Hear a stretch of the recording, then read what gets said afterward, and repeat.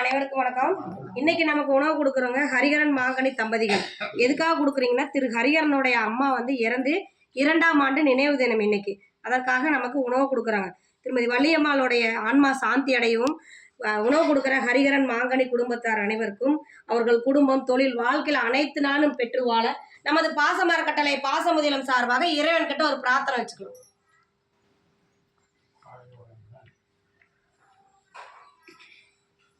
திரு வள்ளியம்மாவுடைய ஆன்மா சாந்தியோடையும் உணவு கொடுக்குற ஹரிஹரன் மாங்கனி தம்பதிகளுக்கு இந்த நேரத்தில் நம்ம வாழ்த்துக்களையும் நன்றிகளையும் தெரிவிச்சுக்கலாம்.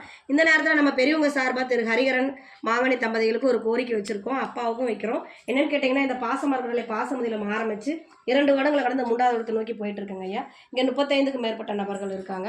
இங்கே நிறைய வந்து அட்மிஷன் கேட்குறாங்க. எங்களுக்கு இட வசதி பத்தாதனால கொஞ்சம் இடம் வாங்கி கொஞ்சம் சொந்தமாக கட்டடம் அமைச்சு இன்னும் வர பெரிய ஆதரவற்ற பெரியவங்களை பாசத்தோடு அரவணைக்க இந்த பாசமரங்களில் ஒரு தீர்மானத்தை எடுத்திருக்கோம்.